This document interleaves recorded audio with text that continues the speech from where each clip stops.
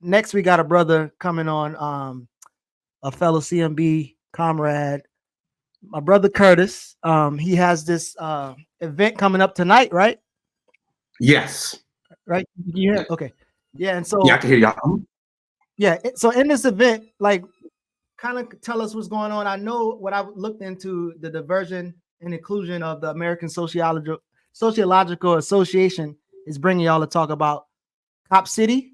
And I did see it was under the Diversion and Inclusion Committee. So I thought that was interesting. I wonder how you feel about that. Maybe you have a relationship with them. Mhm. Because my experience with those committees are normally like rooted in liberal undertones.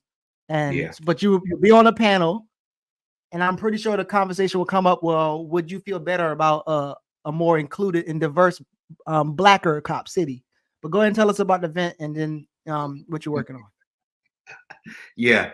So good to be. Thank you for setting us up, Kichi. Good to be on here with you, brothers. Good to see y'all again. Hope you all doing well. It's always a pleasure. So how this event came about was one of my good friends who is a professor at Morehouse, Dr. Tara Taylor. She's a member of, I think, the American Sociological Association. And she reached out to me maybe about a month ago, because some of my work with CMB, and also Cop City Vote in the whole Stop Cop City campaign. She was like, "Hey, I want to interview you, and also if you can invite someone to join the conversation, that'd be great." So that's why Mary Hooks, who is an organizer with the Movement for Black Lives, is a part of it as well too. So basically, it was kind of like they wanted to have a discussion on the Stop Cop City movement, the tactics we've used, our thoughts on, some of the RICO charges. They also wanted to talk about, like basically our position as, or our movement toward international solidarity, given the genocide in Gaza, the genocide in the Congo. They wanted to kind of like, it was going to be kind of more like, a bit of an academic kind of discussion, but they still want to, really gain our input on our organizing work within this campaign, and and what our thoughts are about, the current state of affairs in the world. Sorry. So I wanted to ask you another question, and see if I can get you to argue with Diallo a little bit. Um, so there's an article that you shared that talked about how well, the bill in Georgia that's aimed to suppress the activists on Cop City, their Mhm. voices against Palestine, and we Yeah. talked about how like fascism is more of a Republican thing as opposed to a Democrat thing. But I wonder, one, what's your thoughts on, especially being in a city that is led by Democrats, although the state is led by Republicans. What's this bill? What's happening here? And then again, how do you feel in terms of like the suppression of information or fascistic tactics against people who are trying to speak truth? Yeah. So the bill is basically there. A lot of people within the Stop Cop City movement. One of the tactics we have used is putting up flyers. So oftentimes when you go to stop signs in Atlanta, you'll see the stop sign, and then right under you'll say, it'll have a stop sign, and it will say Cop City. So there's flyers all throughout the city. They've used billboards, a lot of different, what the city may call graffiti, in certain areas, to protest and bring attention to the movement. So essentially, they're criminalizing that effort. They're saying that is like some indication of some organized crime conspiracy. Interesting thing that they mentioned in this RICO indictment is that they plan on actually using political beliefs as something that they can start using, that the judge can start using when they actually issue the sentences. So I know you all had a big debate a long time ago where Jared and Diallo were debating about the person who founded the Crips out in L.A. And how Arnold Schwarzenegger used his politics to justify his sentencing him to death. Well, essentially, this bill now legalizes that. They're saying that, yeah, if your politics are left wing, if you're anarchist, socialists, Black Lives Matter, whatever, and you're engaging in all these different movements that the state does not like, then we will use that against you and increase your sentence. Not only that, but essentially like the act of actually like standing in front of the Georgia state capitol now is being criminalized under the guise of loitering. So essentially they're trying to criminalize that movement. But on top of that, Georgia does have a Republican supermajority.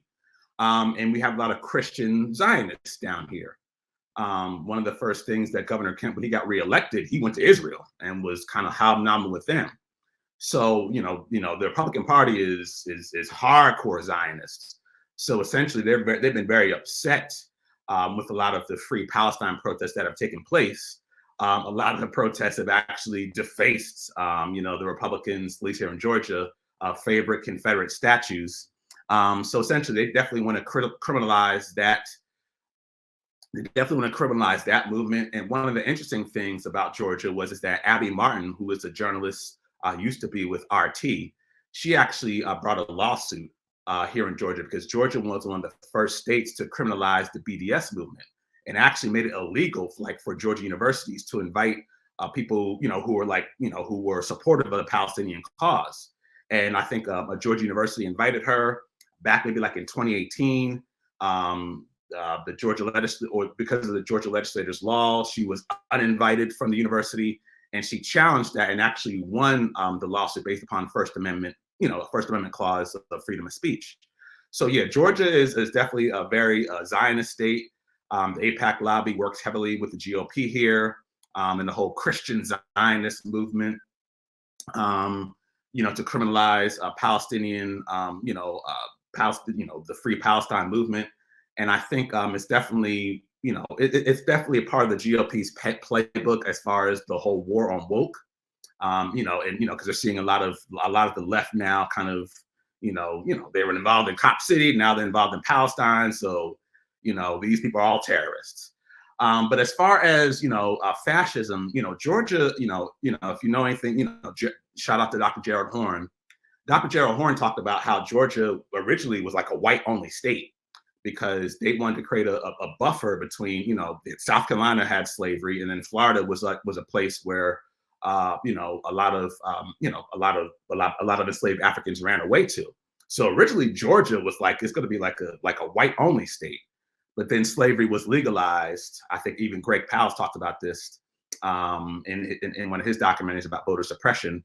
Slavery was legalized by one of Brian Kemp's ancestors back in 1736. And now Georgia has the second largest population of Blacks in the country. But Georgia has always been a fascist. It's always been a fascist place, even under the Democrats, because the Democrats were what you may call the Dixiecrats. But yeah, the Democrats for a long time ran Georgia up until 1996. And we had the Confederate flag, we had the lynchings, we had Jim Crow, we had the sundown towns. So, fascism is America, as what the political prisoners say, Jalil Al-Amin, violence is as America as apple pie. Well, fascism is as American as apple pie. So, I would say in some respects, the Republicans are maybe, more fascist, particularly when you add in the whole religious element with the Christianity. But it's bipartisan because both political parties support the police state, obviously support the military-industrial complex, and definitely support the genocide in Gaza. Absolutely. So before we get to a video clip, any of you brothers want to ask Brother Curtis any questions so far? Jared or Diallo? All right. So this video is at our not so good brother Andre Dickens at a event where some speakers wanted to question him, and I'm gonna play this and then talk a little bit about it. Via the Georgia International Law Enforcement Exchange. Is this a dispersal order? No. Okay. Moreover, why has the city of Atlanta not prioritized COVID precautions, including HVAC filters inside the building? Hey, John, I'm sorry. We have a roster. Is this a dispersal order? Moreover, I don't believe in elections because we elect people like this, but why have you not acknowledged the hundreds of thousands of signatures to get Cop City on the ballot? There's a sign-in sheet out there if you would like to sign in that so you can make public comment. Otherwise, Is this not public? Ma'am, Is this not the leadership of Atlanta? Am I not a constituent of Atlanta? Ma'am, we would love to have you speak. Contract via the Georgia International Law Enforcement Exchange. Is this a dispersal order? Okay. Moreover, why has the city of Atlanta not prioritized COVID precautions? So, Brother Curtis, there's this idea, right? So right after they got her up out of there, Dickens was like, well, there's a process. She didn't put her name on the list, and only speakers who has their name on the list, they should be able to speak, and not people just come in and speak. There's an order, there's a process, right? So I want you to kind of speak to that, but then also speak to maybe the use of civil disobedience and when it is effective or ineffective, when it hurts or helps. But yeah, go ahead and respond to that. Yeah, so you know, I mean, that was one of those situations where obviously, you know, the process was, you know, the white cop showing up with the gun and pretty much evicting her. You know, so because she didn't follow the process, you know, that was what, you know, she had to deal with. Yeah, I mean, essentially, like I've been at City Hall, you know, I've spoken to City Council, you know, oftentimes even when you put your name on the actual, you know, on the sheet for public comment, you know, they'll close public comment or, you know, or throw names off the sheet. They'll play all these little tricks. So when it suits them, you know, the so-called rule of law will not matter. And then when you start to engage in so-called illegal acts, then, you know, then you're a terrorist, you're all these different things. But essentially, the city of Atlanta does not give, frankly, two fucks about the rule of law, about democracy. You know, I was a part of the whole ballot referendum initiative. I was out in 98-degree weather, getting Black people to sign the petition, you know, just to put it on the referendum where they could vote on it. You know, collected, you know, hundreds of signatures. And majority of the folks were supportive, even if they were supportive of Cop City, they wanted democracy. The city has ever, you know, spent millions of dollars suppressing that whole democratic effort, you know, coming up with little tricks and games and, you know, having closed door meetings to, you know, prevent people from engaging in a process that actually is legal by the Georgia Constitution. Because this ballot referendum has previously been used in Camden County when they were trying to build a space station down there. The citizens voted that the space station would not move forward, and the Georgia Supreme Court upheld the constitutionality of this ballot referendum. Well, the city, you know, pretty much their thing is that even though we approved the ballot referendum, this whole process is illegal. We want to continue to build Cop City. But yeah, so the city, you know, but then on the flip side, you know, we have all these banners. Oh, we celebrate Dr. King. We celebrate, nonviolent protests. They celebrate the legacy. And I would say they misrepresent the legacy of the civil rights movement because a lot of the civil rights actions were dependent upon armed protection or armed self-defense. But they celebrate that legacy, but then right now here in Georgia, they're criminalizing it with all these RICO charges and domestic terrorism charges. So, I mean, you know, I would say that the reason why the movement has been so successful is because of civil disobedience, is also because of more radical actions. I think, you know, there was a Georgia legislator recently that said that, some of the property damage, and this is it's complete it's bullshit. But she said that the property damage that some of the people within the movement who are supportive of the movement have caused is close to $100 million. Now, you know, I don't know where she pulled that out of her ass, but there's no way $100 million is how much the state is spending to build this this destructive facility and chopping down the rainforest in a predominantly working class Black community. But to think that there's been $100 million worth of property damage that, you know, some of the people, primarily in the anarchist community have been involved in is totally ridiculous. But, without that property damage, without police cars being burned, without motorcycles being burned, without construction equipment being destroyed, without Confederate, Confederate houses where they used to like display like enslaved Africans as like some lost cause mythology stuff at Stone Mountain Park, which is the largest Confederate memorial in the world. Without some of those things being burned, we wouldn't be here today talking about the movement, because those are the things that and gotten their attention. Oh, you trying to bring up Killer Mike, I see. No, you knocked it. Now, so that speaking of Killer Mike and rappers, and there's this acronym Gilly, right? Could you speak a little bit more about the Georgia International Law Enforcement Exchange? What's its relevance, and then maybe even the connection to Cop City and Israel or Palestine? Yeah. So the interesting thing about Gilly was that it actually started with Killer Mike's mentor, Andrew Young, back in 1986 here in Georgia, where, open white supremacist who was working at Georgia State was like, hey, we need to start, we got these people in Israel that are engaging in genocide and repression. Hey, how come we don't go to the OG genocider and, we'll collaborate together and, kind of share information and train together. So the Gilly program is basically kind of like a mutual police training effort where police officers all throughout the state of Georgia go to Israel. They literally will visit some of the Israeli prisons. They'll go to an office. They'll go to a satellite office by the ADL and learn about Israel. And then they will start to engage in really like counterinsurgency tactics. Police officers, and again, some of these departments are like rural police departments. They're not even like major cities. And Georgia sheriffs will go there to learn, the Israeli tactics of repression and genocide.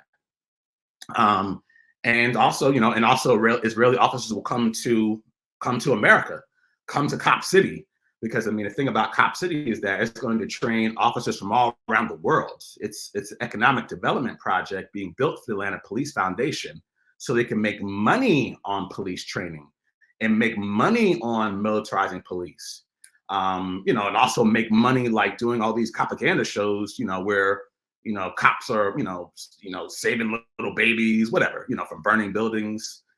That's why they're building a mock city, to start, so Hollywood, because Georgia is a major hub of the film industry. So they're going to plan on using Cop City to film all these different films. So Israel comes here to train with Atlanta, with police departments from all across the country, and vice versa. And the program really intensified after 9/11, when George Bush, under DHS, created this whole, basically, it was the war on terror. And as a result of that, essentially police departments were taught to look out for terrorists. And who are the terrorists? They are the anarchists, the environmentalists, the Black liberationists, the socialists, the Free Palestine people. And also, in Israel, they're waging terrorists, and in Israel, the terrorists are an entire group of people. So it was just a kind of like a perfect kind of, I'm not gonna say perfect, but it was ideological match for the United States, particularly after 9/11, after the war on terror, to start, sharing information, sharing intelligence, with Israel, which is the 51st state of the United States, in order to wage counterinsurgency programs against the oppressed populations domestically. Right. So one of the interesting things that I found out, so we're working on a research project here, that deep dive into Cop City, but also one of the side conversations was looking into the proposed prison that's being built in Fulton County. And so STV was one of the organizations that submit for the proposal. And when you look at their history, you see them actually was supposed to build the first humane prison in Israel, right? To get them away from a more brutal prison. They also got projects in Baltimore. They got projects in Texas, and they're building, again, these humane prisons. And even in most of their contracts, it's a clause that if you boycott Israel at all, it would void the contract. So they have to show even solidarity in Israel in a contract as they tried to build different prisons. So the intertwine between Israel, occupied Palestine, Cop City is just crazy. So but before we get into some environmental stuff, again, brothers, any questions or comments that y'all want to share with Curtis before we shift? No, I'm just enjoying listening. This is good stuff. absolutely. All right, Diallo, you got anything? All right. So as your focus is more into the environment, right? You're one of those smart ecological persons, not focused so much on the economy. But so there's this green community certification that Atlanta did not get, right? Dickens claimed that they're going to reapply for it later and get recertified. Yeah, but could you talk more of this the green communities certification and just again the ecological impacts to Atlanta? You know, the forest is already cleared off, so that part is already done. But what are your thoughts and experiences, analysis around that? Yeah, so Atlanta is the city under the trees. The particular area where they're building Cop City is the Atlanta Forest, which is it was the largest intact urban forest in the country. And that forest was something that the city promised in their city charter in 2017 that they would protect indefinitely. But that changed after the George Floyd rebellion when they decided, okay, we need to have urban warfare training zones so we can deal with these Black Lives Matter protesters. But essentially that forest is vitally important. Particularly as the city deals with climate change. I know many of you may have heard, back in October of 2023, Morehouse and I'm Clark, Atlanta. Like the dorms were flooding, and that's because of the rapid development of Atlanta. That we've lost a lot of our tree cover. We lost a lot of our trees, and Atlanta, according to CNN now, has some of the highest heat inequality in the nation primarily due to redlining, where essentially like historically white communities have way more trees than traditionally Black communities. And again, where they're building Cop City is actually in unincorporated DeKalb County, which is the largest Black county in the country. And they had no say over how their land was developed because essentially the city of Atlanta owns that land. So now as a result of the city clearing 80 acres of forest, there has been massive flooding in this community where, you go down the street, there's flooding. And that was one of the things that a lot of environmentalists have warned about was that you're building this facility right near the South River, which is it's the second most endangered river in the country. It is, and you're also building it in a predominantly Black community. So this is a case of environmental racism. Not only on top of that, you're building this right near 3 prisons. So often, I had the disprivilege of driving by Cop City maybe about a couple months ago, and it's like a war zone. You cross over to the train tracks, you see cop cars everywhere, you see prisons. I mean, it felt like it was eerie. I mean, it just felt like it was extremely eerie just to see the police training facility and then these youth prisons and these reentry facilities. It's like, damn, this is like some it's like a massive just political repression camp, concentration camp in one centralized area right in a historically Black community. It's going to destroy the South River. It's going to cause a lead water crisis because police are going to be, firing guns out there nonstop. There's actually a school. It's a reformatory school where some of the bad kids go, i.e. Black kids, go to get alternative learning. So they're going to be hearing nonstop gunshots. There's going to be nonstop explosions. There's going to be helicopters. All the lead from all those, from the police firing off their guns at will is going to seep right into the water supply.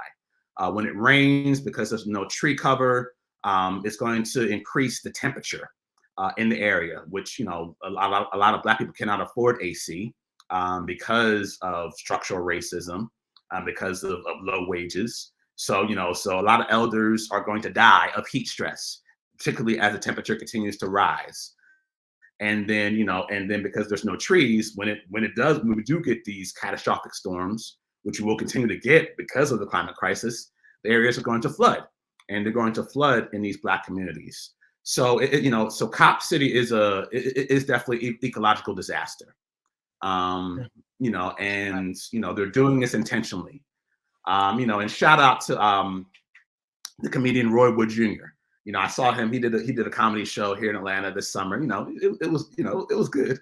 You know, he was like, yeah, you know, because he was actually one of the first ones to interview Jasmine with CMB on the Daily Show. He did that whole kind of little funny skit talking about Cop City and how, you know, would you support Cop City if Tyler Perry was building it?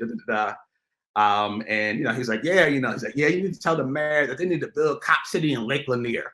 You know, and the funny thing about Lake Lanier, you know, I guess, you know, homegrown joke is that, you know, that's where white folks go to die. You know, whenever they have their little cookouts there, their little 4th of July parades, you know, somebody dies or somebody drowns.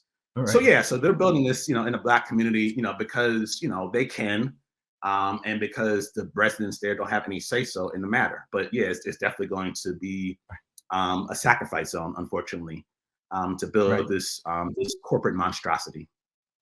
So in a nerd fashion, someone, I think D. Lewis, reminded me of how the U.S. is dealing with botanical sexism, right? And then we talked about this a while ago, how female trees are almost illegal at this point. But I wonder how the clearing of that forest, if there were any female trees on there, and then what that would mean in terms of for the little female trees that was there. But that comment made me think of that. But another comment also. So what we talk about often in the research that we're doing, the revenue coming in is from the city annually paying for the space, outside agencies paying for the space, foundations using it for donor events and birthday parties. But the other one is they also discuss opening it up for studios to film there. So as you talked about Tyler Perry, Ava DuVernay, and those people, can you speak more about that idea of movie studios and how it's going to be used? What you have heard? I think Tyler Perry, I don't know if he ever mentioned much, but he does a lot pro police type shit. But yeah, could you speak more to that? Yeah. So actually, the area that they're building Cop City in is the South River Forest. And that area, there's another developer that is actually, I think, Ryan Millsap. He's like some wealthy developer that also has been fighting with the city with DeKalb County for years. You know, because the land is supposed to be like a protected green space, but he's been trying to turn it into a Hollywood studio. So actually, where they're building Cop City, they're trying to build a Hollywood studio right next to it.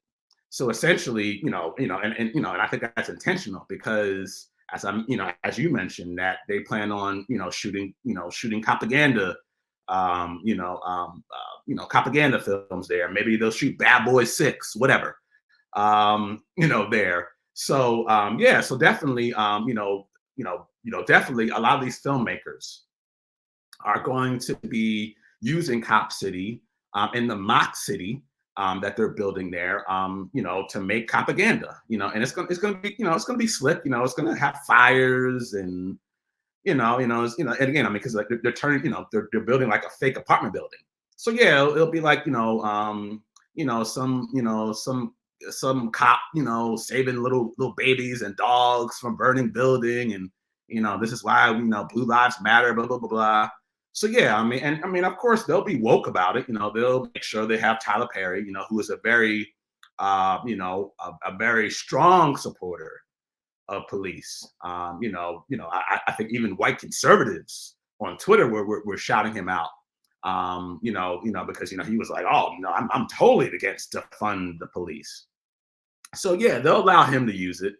Because essentially, Tyler Perry, the place where he's at now used to be a Confederate military base. And now, and the U.S. military, sold it to him. So essentially, like, he uses, state-funded areas, for his, for some of his bad films, essentially. So yeah, he will be invited there. It will definitely be a place where, because the film industry is so heavy here. I mean, you had Ice Cube. He shot that film with Kevin Hart here in I think it was one of those ride along, something like that. He shot that here in Atlanta. So you're going to see more and more of that. And now, because they have their mock city to do it in, and they get all their tax breaks from the local state government, and also because Georgia's a right to work state, so you can get really cheap labor. Yeah, I mean, you're going to see a lot of that in the next coming years. So yeah, I'm not sure if I answered your question or there's another aspect, but yeah, that's definitely what they plan on doing. Well, I appreciate you, man. Thank No, you I for can't wait. coming on. Go ahead.